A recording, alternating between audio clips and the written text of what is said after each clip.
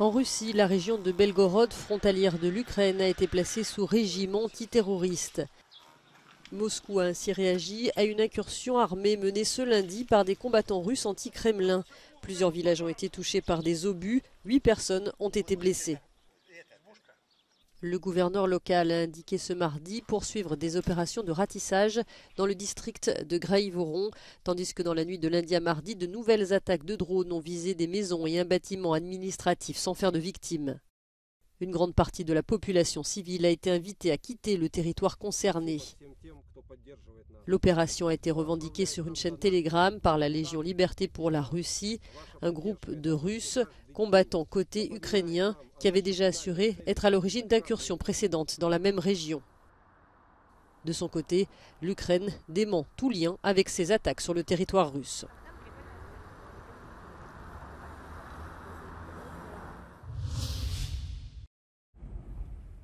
Confusion autour du sort de Bakhmout. Malgré la revendication russe de la conquête de la ville, l'Ukraine affirme que les combats se poursuivent. Kiev dit contrôler encore quelques bâtiments dans la cité largement détruite et surtout avancer dans sa banlieue. Dans un message audio diffusé sur Telegram, le chef du groupe Wagner et Evgeny Prigojine affirment que ses troupes ont terminé leur mission à Bakhmout et qu'elles quitteront la zone entre le 25 mai et le 1er juin. Seule certitude, les deux camps ont subi de lourdes pertes dans cette bataille. Par ailleurs, les bombardements russes se poursuivent sur différentes cibles, notamment dans la région de Kharkiv. 3 personnes ont été tuées dans des explosions. Par ailleurs, le ministère russe de la Défense a affirmé avoir mené des frappes de missiles de haute précision à Dnipro. La ville du centre-est du pays, située à 120 km de la ligne de front, a subi une attaque d'une ampleur inédite, y compris avec des drones explosifs. L'Ukraine a précisé que plusieurs bâtiments d'une unité de secours avaient été endommagés.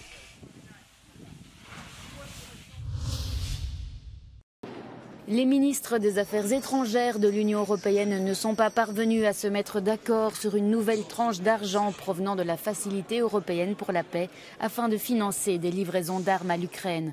L'Union européenne est prête à allouer 500 millions d'euros supplémentaires pour soutenir Kiev dans sa lutte contre l'invasion russe. Mais le gouvernement hongrois bloque la décision parce que la plus grande banque du pays, OTP Bank, figure sur la liste ukrainienne des sponsors internationaux de la guerre.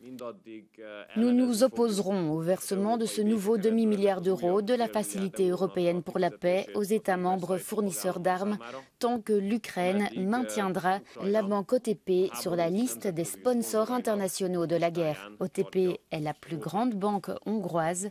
OTP est un acteur important de l'économie hongroise. Je pourrais également dire que nous sommes tous fiers d'OTP en tant que banque hongroise. L'agence ukrainienne de lutte contre la corruption a mis la banque hongroise sur la sellette parce qu'elle accorde des conditions de crédit préférentielles aux militaires russes, c'est-à-dire qu'elle les récompense pour les crimes de guerre qu'ils ont commis. La banque a rejeté ces allégations, affirmant que le raisonnement était incorrect.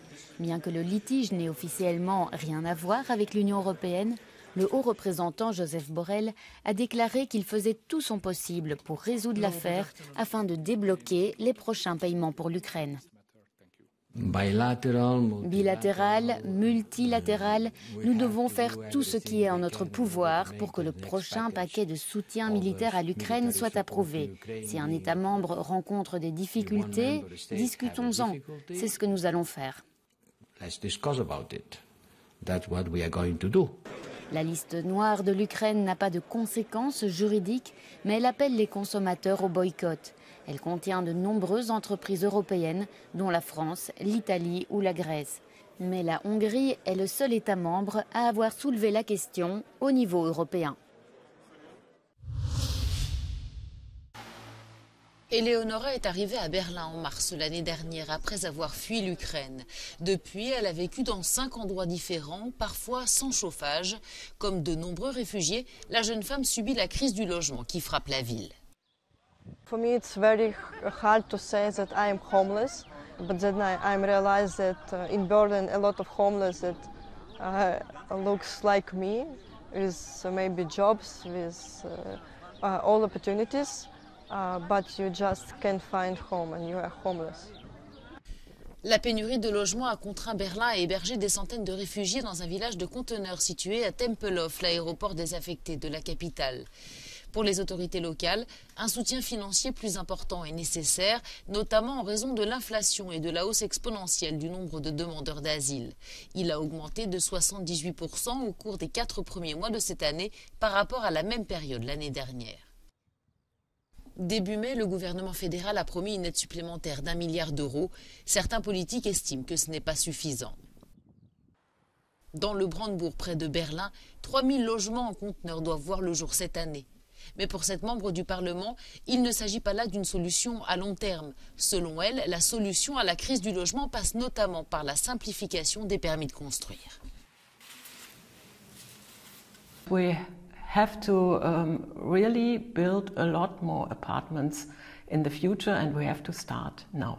The bureaucratic procedure takes a very, very long time, and that could be shortened. That would really help a lot.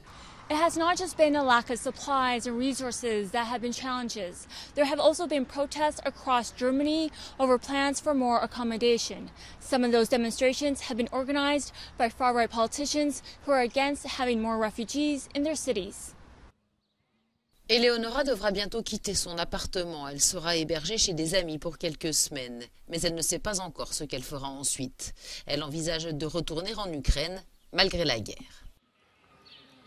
I don't want to survive and searching for flat every time or to be hungry.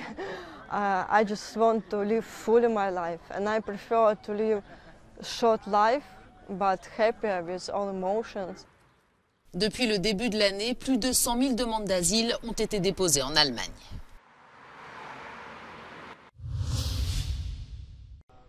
Il est le grand vainqueur des élections législatives grecques. Le Premier ministre sortant, Kyriakos Mitsotakis, a été chargé de former un gouvernement par la présidente.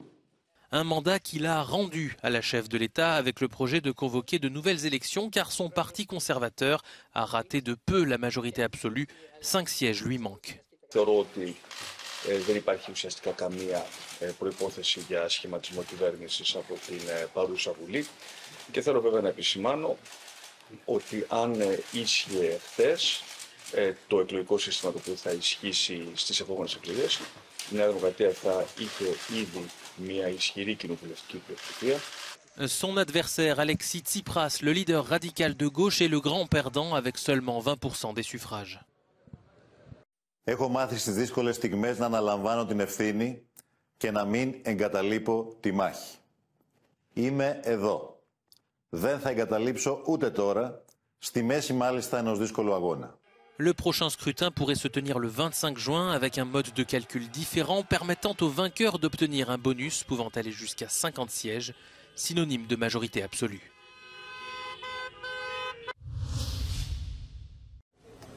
Les allées et venues d'Imran Khan devant la justice se poursuivent. L'ancien Premier ministre pakistanais a comparu mardi devant un tribunal d'Islamabad qui lui a accordé une protection contre une éventuelle arrestation jusqu'au début du mois prochain dans plusieurs affaires où il est accusé de terrorisme pour incitation à la violence. Cette décision intervient alors que les autorités ont pris des mesures répressives à l'encontre de ses partisans. Il est aujourd'hui le principal dirigeant de l'opposition pakistanaise. Des milliers de personnes avaient participé à des manifestations violentes suite à son arrestation il y a 2 semaines. Les 2 généraux qui s'affrontent au Soudan s'étaient pourtant engagés à respecter une trêve d'1 semaine. Elle a débuté officiellement ce lundi soir. Mais l'armée régulière et la milice paramilitaire n'ont pas mis fin au combat. Des affrontements et des raids aériens ont été rapportés à Khartoum, la capitale. Les Soudanais ne connaissent aucun répit et vivent sous les bombes dans la peur, sans eau ni électricité. L'ONU exhorte les belligérants à respecter le cessez-le-feu. Both parties have been calling on me to condemn the respective other side's actions. I call on both to end the fighting and to return to dialogue in the interest of Sudan and its people. Les précédentes tentatives pour stopper les hostilités n'ayant pas abouti, ce nouvel accord de trêve obtenu sous l'égide de Washington et de Riyad est censé être encadré par un mécanisme de surveillance du cessez-le-feu. Mais jusqu'ici, malgré les combats, aucun des médiateurs n'a réagi. Pour les experts, ce mécanisme serait pourtant la clé à une trêve durable face à deux généraux persuadés de pouvoir l'emporter militairement et donc davantage résolus à une guerre longue qu'à des concessions à la table des négociations.